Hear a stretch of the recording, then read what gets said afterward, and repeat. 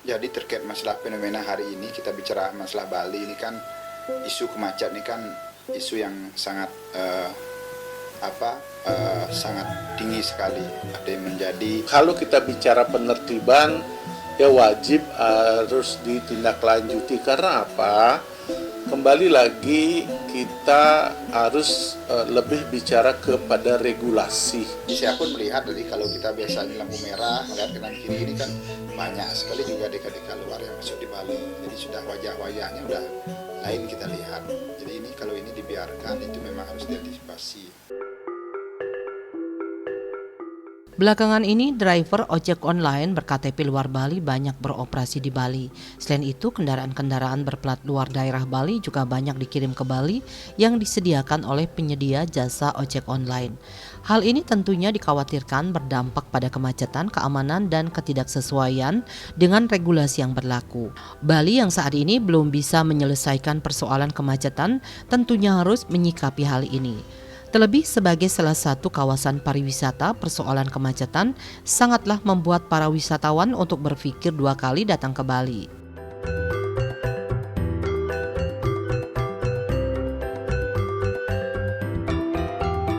Jadi terkait masalah fenomena hari ini, kita bicara masalah Bali ini kan, isu kemacetan ini kan isu yang sangat sangat tinggi sekali. Ada yang menjadi fenomena yang kita hadapi, baik kita sebagai masyarakat yang memang menggunakan lalu lintas, baik kita memang sebagai masyarakat adat juga yang memang jadi melihat fenomena ini juga mengganggu juga kondisi kegiatan-kegiatan upacara yang kita laksanakan, yang juga memanfaatkan ruas-ruas jalan. Nah, tentunya kalau bicara masalah kemacetan, jadi banyak faktor yang kita anggap yang menjadikan adanya persoalan masalah kemacetan. Jadi bukan urusan masalah kendaraan saja. Jadi pertama tentunya terkait masalah jalan. Jadi jalan, kita tahu bahwa jalan di Bali ini kan jalan yang existingnya adalah jalan kampung, jalan desa yang dikotakan itu. Karena kondisi tidak mungkin melebar karena sudah ada kulangkul, tinggi, jadi maksimal, sehingga harus ada sebuah bagaimana pembangunan yang fundamental ke depan terkait masalah membangun jalan-jalan alternatif atau jalan-jalan yang memang menjadi sebuah jalur-jalur khusus juga, sehingga ada pemecah jadi lalu lintas di mana potensi-potensi kemacetan terutama di jalur-jalur wisata. Jadi kedua juga terkait masalah budaya kita. Jadi budaya kita di lampu merah yang sering tidak sabar artinya untuk melintas setelah lampu kuning itu kan sudah biasa. Jadi ini juga berpotensi menurut kita kemacetan itu. Nah juga dengan kegiatan-kegiatan, jadi dengan pengawalan insidentil dengan patroli patwal tersebut cukup tinggi juga itu. Dan terakhir memang salah satunya juga terkait masalah jumlah kendaraan. Jadi jumlah kendaraan ini kan memang kita sebagai masyarakat Bali merasakan pasca Covid ini. Jadi sekarang kan kita sudah kembali dalam yang namanya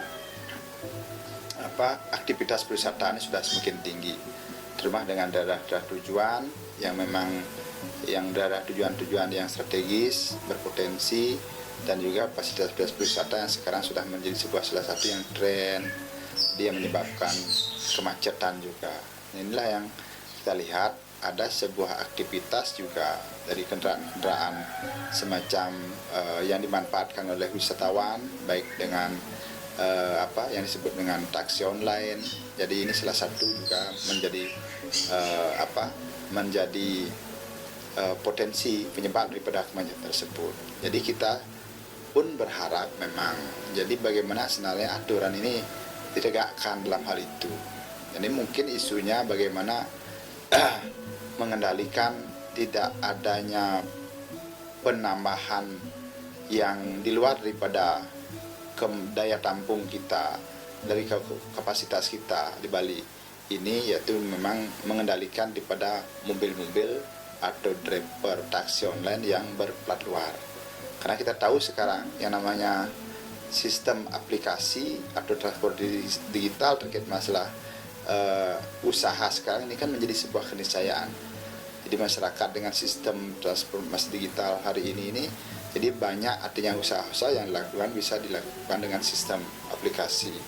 Kalau kita bicara penertiban, ya wajib harus ditindaklanjuti. Karena apa? Kembali lagi kita harus lebih bicara kepada regulasi. Karena selama ini regulasi transportasi yang ada di Bali itu sudah sangat kebablasan. Kenapa saya bilang begitu? Terlalu banyak ada ojek-ojek online yang mana beroperasi di Bali tentunya tanpa mengindahkan peraturan-peraturan yang ada di masing-masing daerah. Dan tentunya kita sebagai bagian dari NKRI memang tidak seharusnya kita bicara pembatasan, tetapi bagaimana regulasi tentang transportasi di Bali itu benar-benar diterapkan dan tidak adanya seperti sekarang ini kemacetan di mana-mana, menumpuk, dan tentunya ada persaingan harga yang tidak sehat. Karena apa? Kita di Bali itu sudah sangat jelas, kita di Bali memiliki regulasi tentang transportasi, karena khusus untuk di daerah Bali ada khusus untuk angkutan pariwisata Bali yang mana dari dulu itu sangat luar biasa yang dulu saya bicarakan, tetapi selama ini karena regulasi transportasi di Bali itu sepertinya sudah tidak terarah lagi, sehingga inilah yang terjadi sekarang. Tentunya persaingan yang tidak sehat yang selama ini kita lihat di objek-objek atau tempat-tempat wisata yang ada di seluruh Bali, yang khususnya juga di Denpasar, Badung, dan di Gianyar, sehingga menjadi suatu persaingan yang sangat tidak sehat.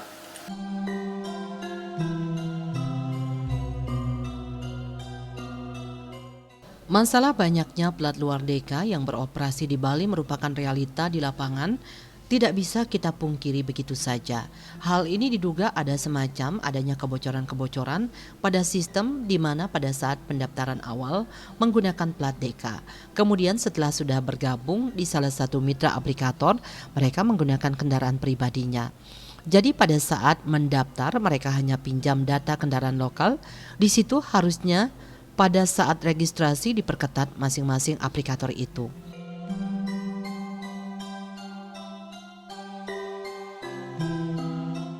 Saya pun melihat dari kalau kita biasanya lampu merah melihat kanan kiri ini kan banyak sekali juga DK-DK luar yang masuk di Bali. Jadi sudah wajah-wajahnya udah lain kita lihat.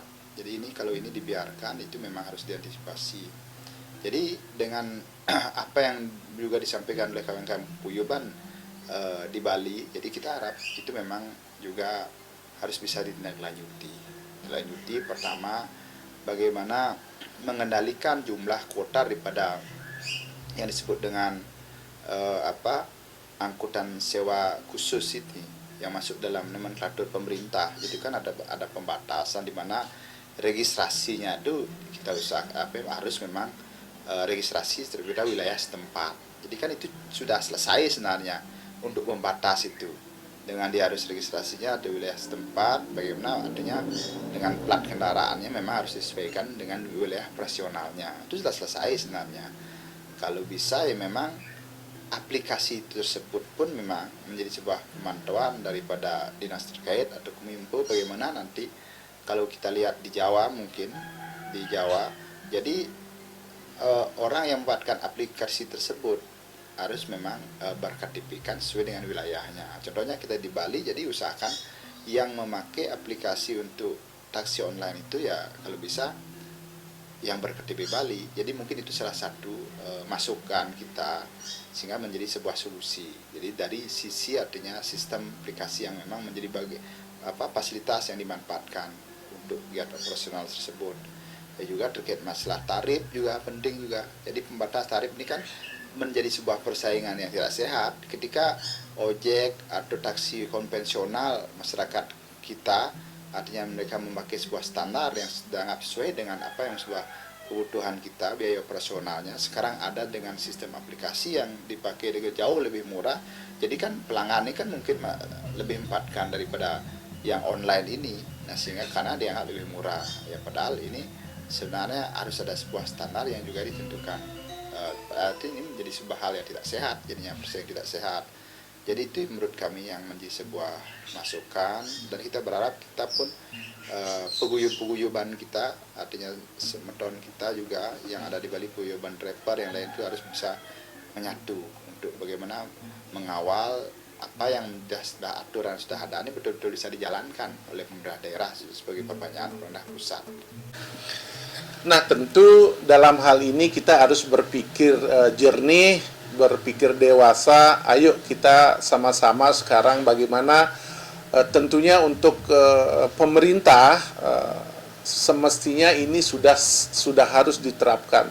Nah, tentu kami berharap tidak ada lagi oknum-oknum dalam tanda kutip yang memberikan kebebasan atau melindungi mereka-mereka yang ingin mencari nafkah di Bali tanpa melalui prosedur yang benar. Sehingga untuk ke depan, ayo bersama kami mengimbau kepada masyarakat dan tentunya kepada pemerintah, ini harus ditegakkan semuanya supaya Bali itu tidak kebablasan. Karena apa? Kalau kita bicara pariwisata, tentu kita bicara pelayanan. Nah, selama ini pelayanan itulah yang sudah sangat berkurang, terjadinya persoalan-persoalan yang tidak mencerminkan daerah Bali yang penuh dengan senyum sapa, yang penuh dengan pelayanan yang baik. Itu sudah tidak ada lagi seperti dulu yang sempat Bali merasa nyaman bagi para wisatawan. Nah,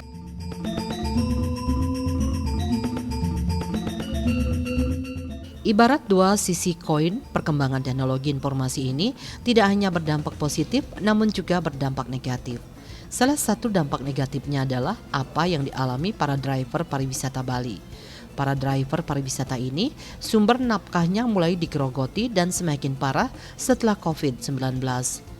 Munculnya aplikator-aplikator taksi online merupakan penyebab dari keresahan para sopir pariwisata karena mereka memperlakukan tarif harga terlalu murah, sistem potongan harga dari aplikator maupun vendor.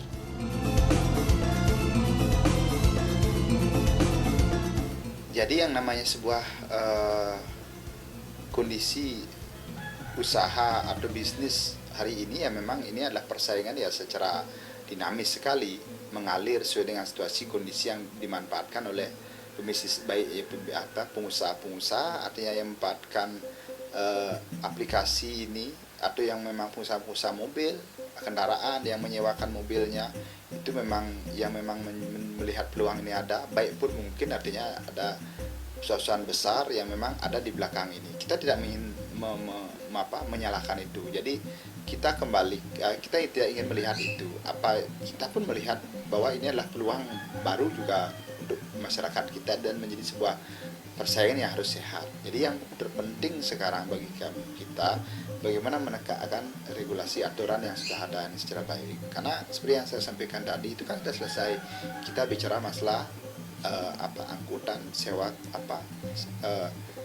angkutan sewa khusus itu. Jadi sehingga itu yang menjadikan bahwa harus yang disebut dengan kendaraan-kendaraan yang sewa itu memang disebut dengan taksi online itu harus terintegrasi dia sesuai dengan wilayah-wilayah yang operasional mereka. Kita pun melihat fenomenanya tidak linier. Jadi kalau kita lihat artinya dengan banyaknya DK luar masuk ke Bali, jadi kan sedikit ada transaksi artinya mobil baru. Ternyata kita lihat daripada PAD dari provinsi itu juga tetap meningkat dengan setelah PPNKB-nya, pajak jual beli kendaraannya. Artinya kan ini yang mungkin juga menjadi sebuah kemacetan. Orang beli kendaraan tetap artinya meningkat di Bali itu baru, jadi mobil luar masuk ke Bali ini yang menjadi sebuah yang kredit jadinya gitu. Sebaiknya kita wajib harus memakai kendaraan yang berplat Bali. Karena apa? Tatkala kita mengecek keberadaan daripada ojek online itu sudah sangat jelas, mereka bekerja di Bali. Nah tentunya pajak ke daerah masuk di Bali tidak seperti sekarang ini. Banyak sekali ojol atau ojek online yang berplat non Bali yang mencari pekerjaan di Bali. Nah sehingga itu akan menjadi persaingan yang sangat ketat, menjadi persaingan yang di antara kita, terutama di antara orang Bali dan orang luar Bali yang memakai plat kendaraan non Bali.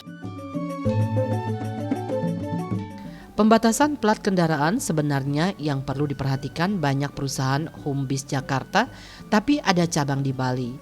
Kemudian dia mendistribusikan kendaraan kantornya itu semua plat B. Hal ini tentunya menjadi sebuah pertanyaan.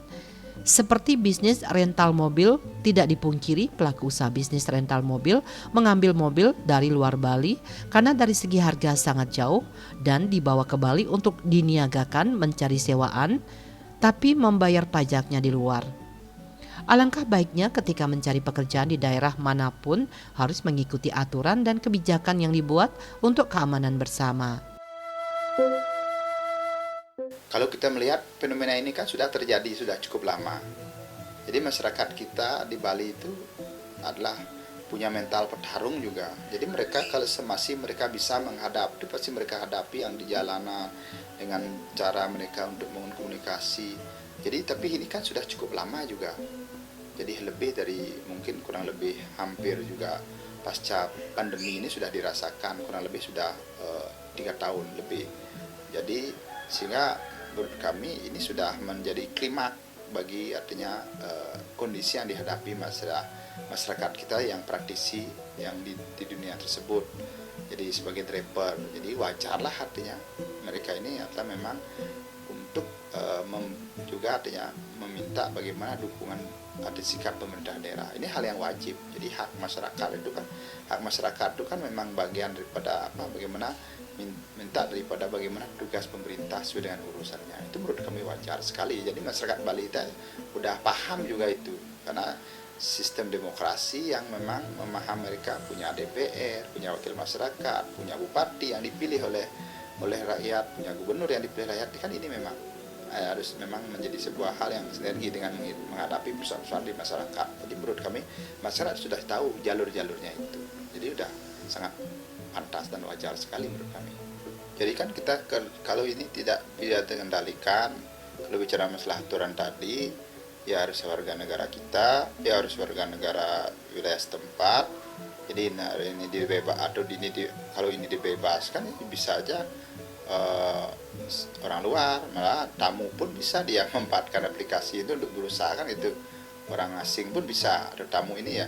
Sedangkan kita sudah kita yang kita bangun sekarang secara konsep fundamental di Bali, bagaimana menguatkan konsep kekuatan kita sebagai masyarakat Bali ini punya membangun ekonomi kita dalam konsep penguat ekonomi budaya yang kita bangun. Jadi kan adanya pariwisata ini kan memang karena Kramo Bali yang disebut dengan Kramo Ngarap itu, dan juga Kramo Tami wadah masyarakat Bali. Jadi jangan sampai ini hanya dinikmati oleh artinya tamu yang datang ke Bali saja kan itu. Jadi yang kita khawatirkan, jadi yang menikmati bukan kita tapi tamu yang menikmati. Jadi dengan sistem online sekarang ini, jadi ini harus memang menjadi hal yang serius. Jadi jangan ini anggap hal yang menjadi hal yang viral, hanya menjadi hal yang isu yang sekarang artinya isu-isu yang meningkat kan itu. Jadi ini harus menjadi hal yang sangat prinsip, juga harus segera ditindaklanjuti. Kalau nantinya ada oknum yang mengarah atau ada yang melindungi dan lain sebagainya, nah tentu itu yang wajib harus kita suarakan bersama.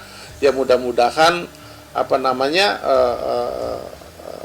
masyarakat dan juga pemerintah itu harus bersatu padu untuk monitoring apa yang sudah terjadi di lapangan ini. Jangan berpikir bahwa bagi mereka-mereka yang umpama ada oknum yang melindungi transportasi ini seenaknya saja bekerja di Bali tanpa melalui regulasi yang ada. Nah, sehingga kami berharap ke depannya ayo kita melakukan registrasi ulang atau registrasi khususnya untuk plat kendaraan luar Bali, sehingga ke depan juga pemerintah akan mendapatkan pajak atau retribusi khusus dari transportasi online yang berplat non Bali, menjadikan platnya itu ke plat Bali, sehingga secara komersial bisa beroperasi atau bisa mencari kerja di Bali. Masyarakat ataupun wisatawan yang datang ke Bali tentunya memiliki hak untuk memilih jenis transportasi yang akan dipergunakan, baik konvensional maupun online. Namun demikian, pemerintah selaku pemegang regulasi hendaknya tetap menegakkan aturan demi terciptanya kenyamanan semua pihak. Modus bagi para perusahaan angkutan pariwisata di Bali biasanya juga melakukan pelanggaran terlebih dahulu dengan menyewakan kendaraan yang tidak terdaftar. Hal itu dilakukan lantaran tingginya permintaan wisatawan menyewa kendaraan. Adanya kemungkinan badan usaha pariwisata itu tidak memiliki kendaraan yang siap beroperasi sesuai daftar kendaraan yang dimiliki, sehingga jika ada permintaan mereka menggunakan kendaraan lain yang tidak terdaftar di pemerintahan maupun lembaga yang mengurusnya. Jadi itu adalah pilihan. Jadi karena salah satu daripada pilihan ini kan memang punya plus minus masing-masing, baik yang konvensional dan yang online kan. Kalau konvensional itu kan memang salah satunya memang itu taat, mudah artinya kita tertibkan karena sistemnya dia jelas, ada berdasarkan sesuai badan usaha yang jelas kan itu, sehingga mereka pun dari segi pajak pun memang memungkinkan itu menjadi wajib pajak. Jadi karena mereka berdasarkan usaha. Sedangkan yang online ini kan adalah sistem seperti yang saya sampaikan tadi, transformasi industri termasuk dalam bentuk digitalisasi ini yang memang tidak bisa kita serahkan juga oleh undang-undang aturan, karena sistem yang membuat bagaimana itu bisa dimanfaatkan oleh masyarakat untuk membangun sebuah pelayanan dan menjadi sebuah usaha. Jadi sehingga memang cukup liar ketika ini memang tidak bisa terpantau, dikontrol juga. Jadi sehingga menurut kami kontrol yang tertib ini ada sistem yang online ini harus betul-betul mendapatkan sebuah kontrol. Kalau ini dibiarkan itu terus akan menambah berkembang tanpa terkendali. Jadi ini tantangan pemerintah inilah, artinya bagaimana di era digitalisasi, di era transformasi digital ini dia memang mampu mengendalikan bagaimana munculnya usaha-usaha yang memang dengan yang dibuat dengan sistem industri digital ini muncul sekarang, sehingga tidak diskresi dengan apa yang sebuah kebijakan aturan-aturan yang harus kita terapkan di masyarakat.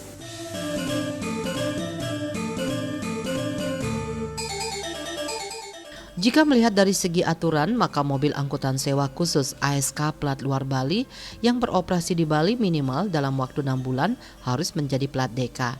Hal ini dimaksudkan agar Pemprov Bali memiliki data yang pasti tentang jumlah kendaraan di Bali. Hal ini didasarkan berkaitan dengan ruas jalan di Bali dan agar kuota BBM untuk Bali tidak sampai kekurangan. Selain itu, terhadap penggunaan fasilitas jalan di Bali yang mana asapnya mencemari lingkungan Bali, serta agar kualitas pariwisata Bali terjaga kesinambungannya. Bicara masalah transportasi publik itu kan masih menjadi proses ruang pemerintahan, bagaimana dengan adanya nanti tol, bagaimana dengan lagi kebijakan Sarbagita dengan MRT nanti mudah-mudahan betul-betul ada di Bali nanti kan, dan yang namanya transportasi kereta api mungkin kan itu memang menjadi sebuah alternatif juga nanti memecah daripada kemacetan, dan kita mudah-mudahan ini akan menjadi sebuah budaya kembali ke yang disebut dengan kendaraan umum, itu menjadi tren juga ke depan di zaman modernisasi. Jadi kita tahu sekarang ini kan masih lagi orang itu satu orang satu mobil di satu rumah itu biasa sudah ada mobil 5 mobil, satu orang itu bisa punya 2 mobil. Nah ini, mudah-mudahan ini akan bergeser ke depan. Trennya adalah transportasi kendaraan umum. Tapi ini harus menjadi juga, artinya apa? Menjadi sebuah sistem yang menarik. Jadi artinya ada sebuah kemapanan untuk membangun ini di pemerintah. Menurut kita sama-sama jalan. Bagaimana kebijakan terkait masalah penerapan regulasi ini harus tetap cepat dijalankan. Jadi pengendalian ini. Terus 2, menyiapkan fasilitas. Jadi bagaimana menyiapkan transportasi umum ini, baik pun infrastrukturnya. Infrastruktur ini memang untuk menjadi kedua ini harus sama-sama jalan dan memang menjadi hal yang harus disegerakan. Karena kita mendukung sekali apa yang dirancang oleh Pak Koster, mungkin terkait masalah jalan shortcut, jalan-jalan besar ke depan untuk jalur antara kabupaten dan juga jalur provinsi ini. Dan mudah-mudahan ya memang ada jalur-jalur MRT nanti dan juga kereta api ini memang menjadi sebuah alternatif kita yang sangat fundamental. Jadi hal hari ini yang memang menjadi aspirasi semua tahun kita terkait masalah pengendalian taksi online ini juga harus disikapi secara segera dengan sistem aturan yang sudah ada. Sebenarnya dampak yang paling parah selama ini yang kita rasakan yaitu adalah kemacetan di mana-mana. Karena apa? Selama ini yang menjadi permasalahan pelik, menjadi permasalahan utama itu adalah bagi para wisatawan itu macet di mana-mana. Karena tamu sendiri mereka bilang bahwa ini bukan semata-mata kemacetan atau traffic jam, dan mereka tatkala mereka sudah sangat tidak senang dan tidak suka, itu mereka sudah menyatakan ini adalah traffic disaster. Yang mana yang sudah tidak bisa dioptimalkan atau yang sudah tidak bisa bagi para wisatawan itu, mereka sudah tidak mendapat kenyamanan sama sekali. Karena apa? Tatkala mereka berkunjung ke Bali itu macet di mana-mana, tentu itu akan mengurangi kunjungan-kunjungan mereka selama mereka ada di Bali. Ada beberapa langkah yang bisa dilakukan pemerintah saat ini, seperti halnya melakukan pembatasan kuota mobil taksi online Bali, menertibkan dan menata ulang keberadaan vendor-vendor angkutan sewa khusus di Bali, termasuk juga rental mobil dan motor, membuat standarisasi tarif untuk angkutan sewa khusus, melakukan pembatasan rekrutmen driver hanya KTP Bali.